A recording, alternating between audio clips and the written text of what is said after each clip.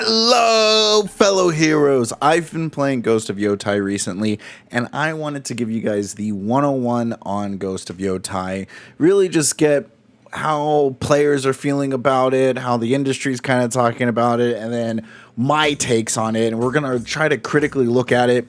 I'm still going to finish the game and give a full review on it, but this is mostly first impressions. So, first off, the game sells 2 million copies in 3 days. Now, we don't really have exact numbers. These is kind of just Sony saying that.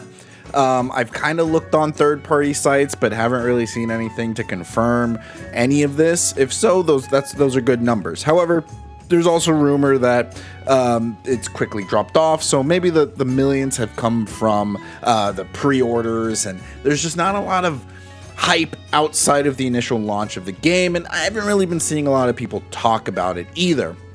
Now, people, you know, the biggest thing is Atsu and the way that she's looked and kind of the game industry, and I'll get into this later, but I do agree with this. Atsu is a character that really doesn't fit in this game. It's a game that's gonna be catered towards guys, but it's also trying to cater towards a completely different audience, and it's not a game that girls are going to play. So you compare her to other female characters and she looks completely different. It's okay because some people went out of their way to try to fix her. The funny thing is, even if she looked like this on the left side over here, it wouldn't fix the problems with the games, which I'll get into. But how are some people talking about this game? Right now, you know, you have your normal people that are defending the game, calling Ghost of Yotei woke, but ignoring there is canonical lesbian characters in Tsushima, but the grifters wouldn't know that because they haven't played the game. I think this kind of stuff and this right here, oh my god, Ghost of Yotei is a work of art. Imagine not playing this right now because of woke or some other insane reason. I think this kind of stuff is just being intellectually dishonest. You know, the game being woke or saying something is woke and not playing it because it's woke, I think there's good reason to it. Part of that I already said before with Atsu and her character design. She's really a character with the ideas of other people and how women should be in society portrayed in a video game that's going to be catered to mostly men, and you get people that just get turned off from this, especially with the first game that was really leaning in to Jin and Jin's whole characteristic of being struggling with being a patriot and also being respectable within his community and trying to save the land that he grew up in and trying to figure out what's honorable and stuff like that. So it really is night and day, and I think it's less about being woke, and there is a woke agenda to it, which I'll get into more, but it's more about like, yeah, this just is a complete 180 from what we got in the first game. This is nothing like the first game at all. But you know, some people still have some good things to say about it. Now, the Games Journal media, they love this game. They tend to like games like this. If you look at an aggregated score, top critic average is 87. Critics recommend, 94% of them do. Player rating at 100%. I don't know about that one, but we'll go more into it. I think the only people who are playing this game are people who want to play this game. I know that sounds weird, but it's not drawing. I think that's, if I were to believe the rumors of the game actually dropping in sales or a dramatic drop and having to stop with ads, it would be because basically they got the people who pre-ordered it or the people who liked the first game, and it didn't really attract any new audience members into it. Some of the things that some of these people are saying, or these journalists are saying, a predictable but well-executed story. Oh boy. I really despise the story in this game. I'm hoping it'll get better, but it's not looking like it's gonna get better. Takes you through Ghost of Yotei's gorgeous landscape. Yeah, I agree with the gorgeous landscape. Satisfying and fluid action, I agree with. It may not be revolutionary open world games. You know, I think it does better than most games, and I think it does what it needs to do to be a good open world game. But it's great distillation of samurai fantasy. Sucker Punch sequel offers more great swordplay, heartfelt story. Oh my gosh, more compliments on the story. Wow. Monumental open world, graphics, powerhouse, intense combat, and thrilling revenge story. Jeez Louise, a 10 out of 10 from Dalton Cooper. this was the perfect game for him, apparently. Ghost of Yotei does not radically invent or change what worked in Tsushima. You know what? I do think it's a step back, and we'll get back to that here in a second. But that's fine because, frankly, Sucker Punch nailed the mechanics for the first time. For the most part, you know, that's a decent, safe summary. Vast, sprawling adventure, one of the greatest protagonists in the... Oh, wow. One of the greatest protagonists in gaming. While to date, that is top notch, and yet it is very quiet on social media despite such high praise. Last one here. Ghost of Yotei is shaped by Atsu. It's not. Spoilers, it's not, guys. It's not. Its protagonist, as you're propelled on a gripping tale of revenge, you're not. Amidst the backdrop of feudal Japan's contrast, beauty, and violence. Okay. Wow, I did not realize how bad they were going to... I didn't read this before going into this, and I did not realize how much they were going to glaze Ghost of Yotei. Let's... Right over here, this actually surprised me. With 1,000 user rating, 8.2 from the users, and a 86 on critics reviews. And, you know, IGN over here, again, Ghost of Yotei excels in design that speaks through experience rather than spectacle. Its flashback system seamlessly connected to the story, exploration, as between past, the fluid. This is this is IGN Japan. I was like, this is a way more detailed and actual critical look at the game than the other review was. It's because it's IGN Japan. They're not... They're not wearing rose-colored glasses. Okay, that makes way more sense. Ghost of Yotei is a confident sequel that grows from its predecessor in smart ways with bigger, bolder... I don't agree with this. I don't agree with it grows from the predecessor. More beautiful world, explore every nook, cranny. Atsu is a strong lead. Don't agree with that. So, we're starting to see a pattern in the games media journalists. Look at what they're saying on the left. Over here, they talk about Atsu, they talk about how it's better than the first one, and then you look over here and look what the players are saying. And I think this is very important because look at what the general public is saying about the game.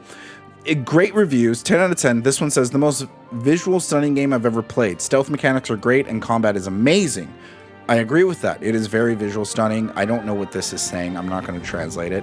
This is 2 peak, 20 hours in. I just made it to the second boss. So he loves the content. He loves that he has something to do. He loves that he's staying busy. A fairly standard revenge story. Yeah, I agree with that. But the gameplay stands out. Weapon mechanics are interesting, especially how they break enemies, the application. This one, this review, I did not mean to click on that, is more fair in my opinion, than these other ones, and it's more spot on, because these guys on the left all sound like they're saying the same thing, all sound like they're reading from the same script. Right down here, the game was worse than Tsushima, I agree. It's a step back in quality and nothing interesting. On the plus side, it's better game than Assassin's Creed, I agree. So Japan is certainly a better recreated, but beyond that, there's no point in paying so much. I also agree.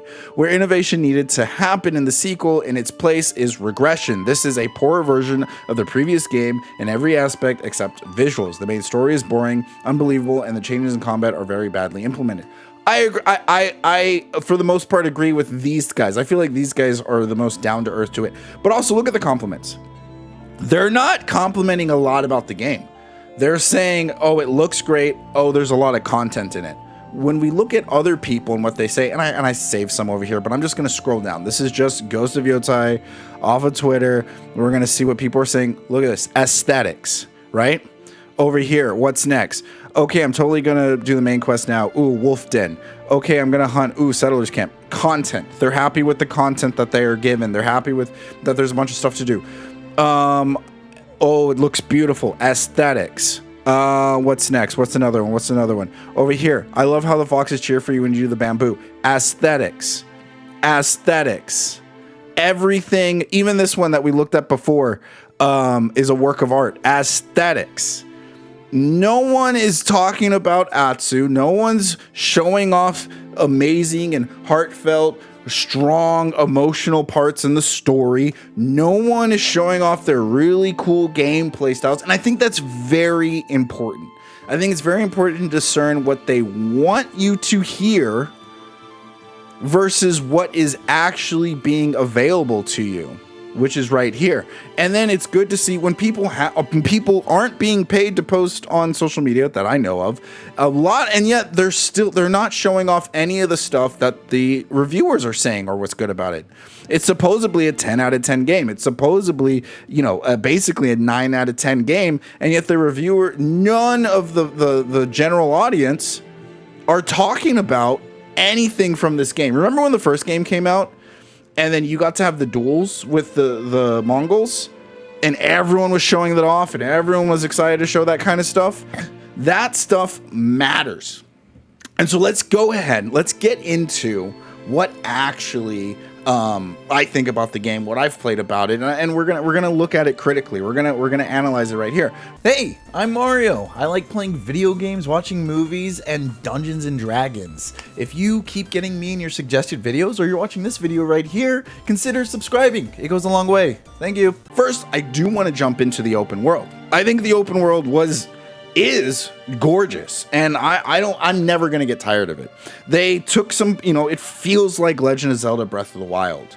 It feels really good to be in. You literally don't need a HUD. You look out and you see what you want to do, and you just go do it.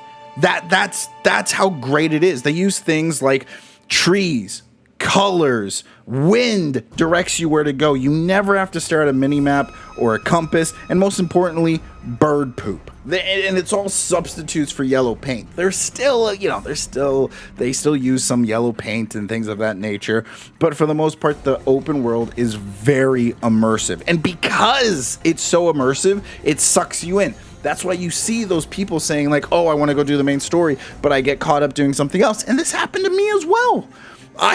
Every time I tried to go do something, you can see it on stream, I got sucked into something else. I was like, oh, let's go do this. Oh, let's go do that.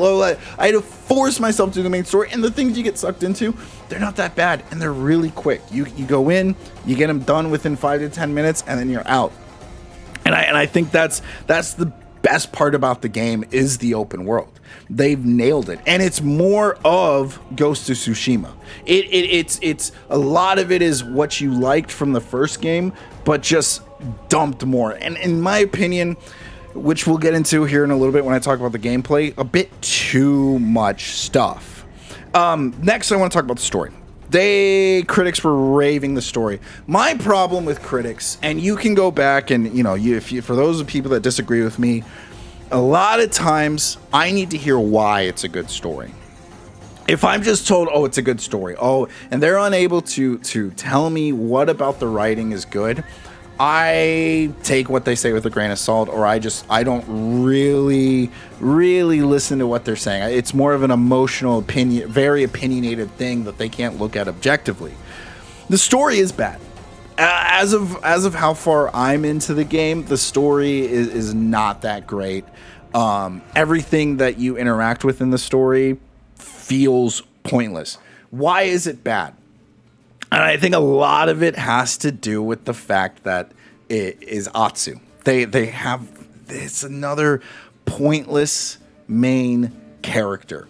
When we go back and we look at Atsu, and I said earlier how she is this general idea of what women are being portrayed as recently, and I think she does a big disservice to women in this game. And anytime I see a woman like Atsu put in a video game like this or in a TV show or movie, I think they do a big disservice. And why do I think that? Is because basically they treat her like a man. They say she can do anything a man can do. The only time they ever say she's a woman is whenever they acknowledge she's a woman. They're like, oh, but you're a woman. And she's like, so? And the conversation drops just like that every single time.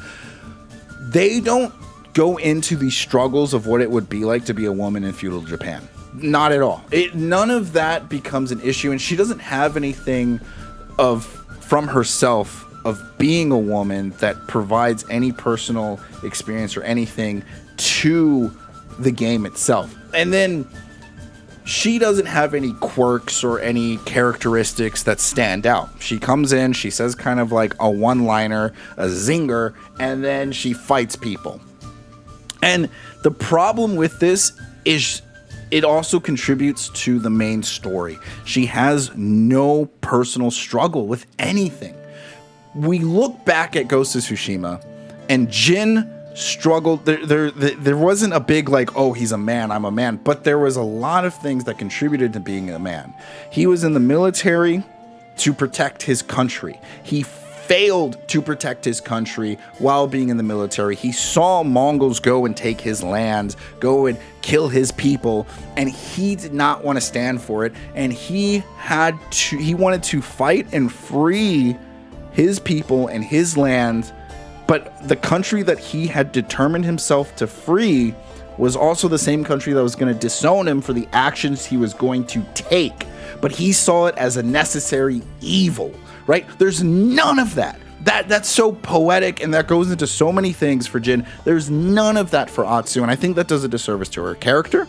That does a disservice to women, and that does a disservice to the consumers who enjoyed the first game and want to get into the next game and wanted more of not just Jin's story, but more of that complex, compelling narrative storytelling. And with her, she just wants revenge. And whereas with Jin, people saw him as a demon, saw him as a ghost of vengeance. Think of like Batman in the recent movie. I'm going to be rambling. I'm going to get off topic. Let's get back on topic. He was not portrayed as a good person amongst people. Even the citizens were afraid of him, and he was shunned and disrespected, or the other samurai saw him as disrespecting the honor that their collective society brought. Whereas with Atsu, she can't do any wrong. Everything she does, people see her as a patriot. There is never a time where she is ever faced with the consequences of her actions, but she's constantly seeing and calling out everybody else for their problems. Everyone else has a problem except for Atsu. Atsu doesn't do anything wrong. Her whole thing is, I want revenge. She doesn't trust people. She likes to be introverted. It feels like a lot of her characteristics are being imposed upon by a writer instead of actually being organic and being something that helps the narrative and propels the narrative. I just got done doing a bounty hunting quest right before I started recording this, where there is another woman whose family got killed by the Yotei 6, just like Atsu's.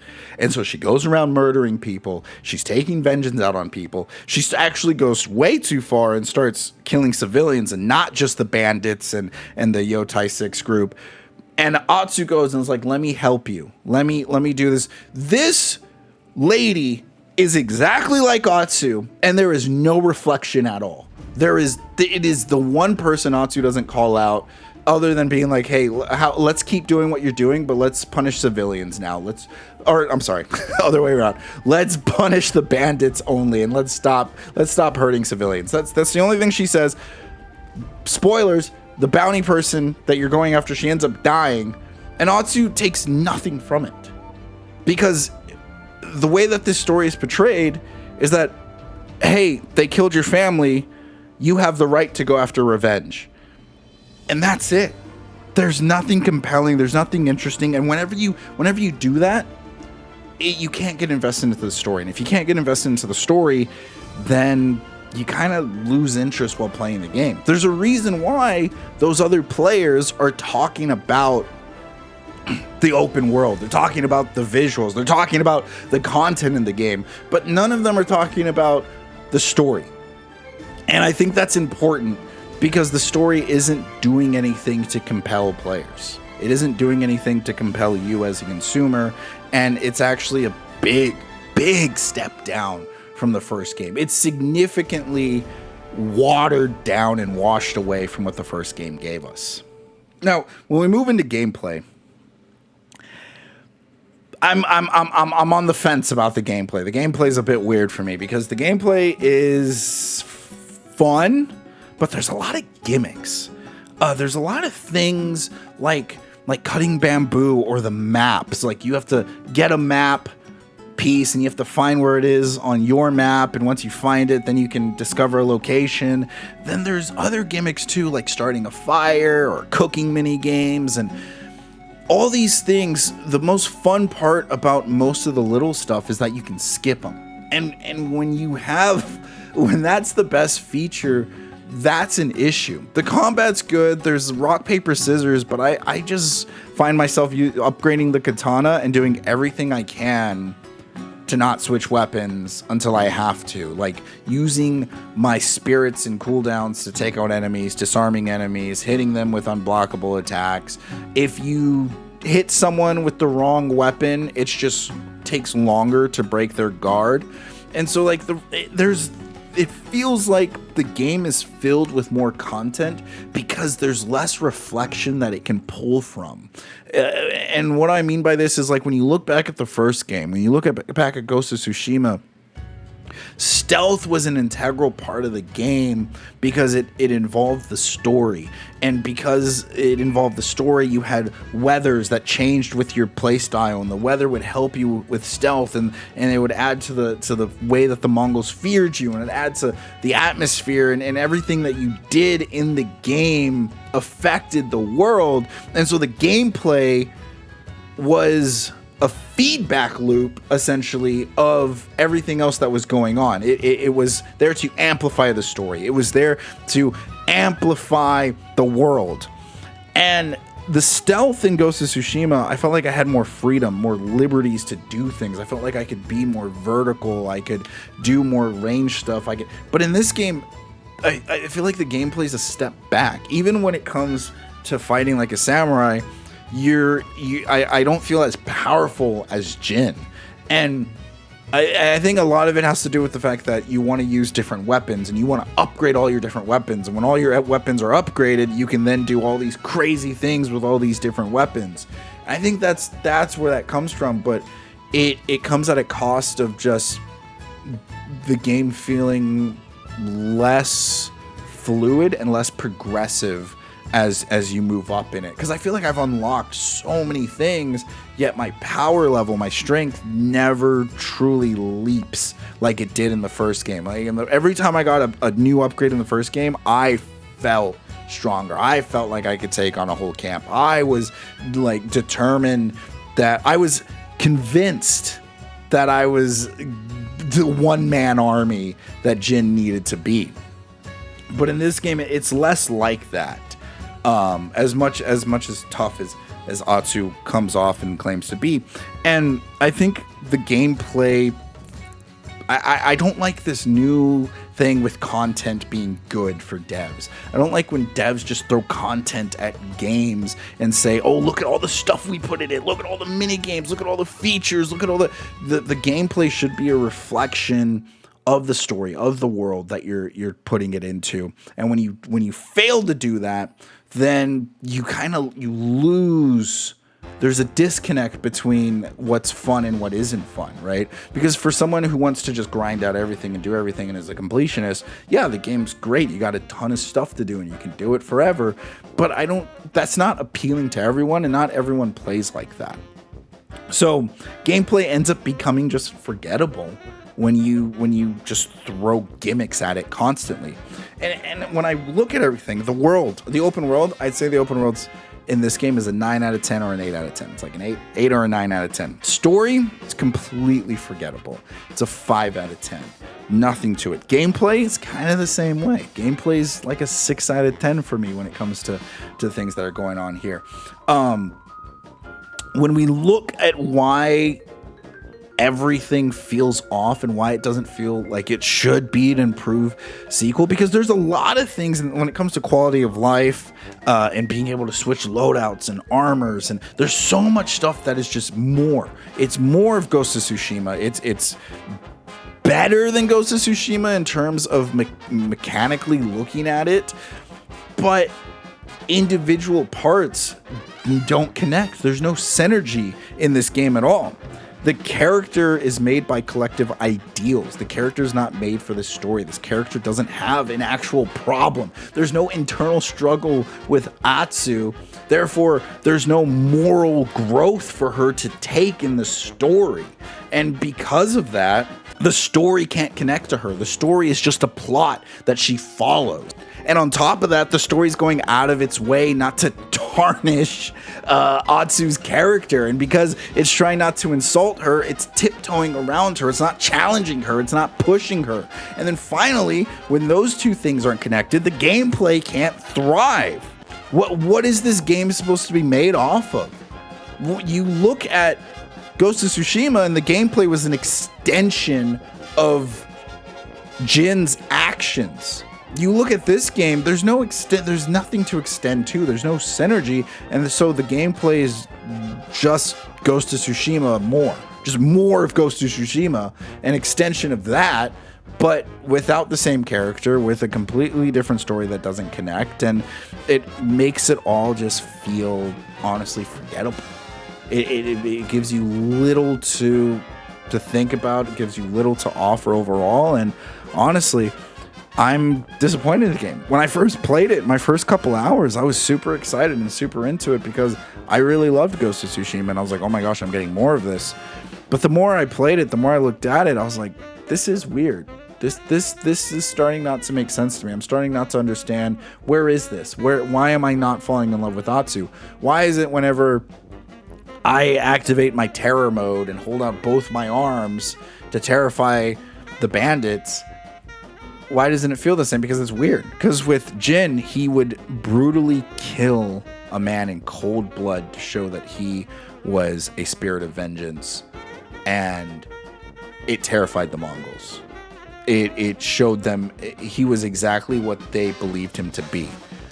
But if there's a bunch of bandits that show up to kill this woman, and then the woman extends her arms and some wind blows, why did they lose all faith? Why did they lose all, intentions on killing her? Why are they just trying to bounce out now? And I can't answer that in this game, and I think that's a problem. That's where the problem lies. And the more I play this game, the more I'm realizing it's not gonna answer, solve, or challenge any of the problems that it has in it. So, those are my thoughts on the game right now. I'm gonna still be playing it. I'll have a full review out hopefully sooner than later. So subscribe if you don't want to miss out on that. And until next time, guys, play nice.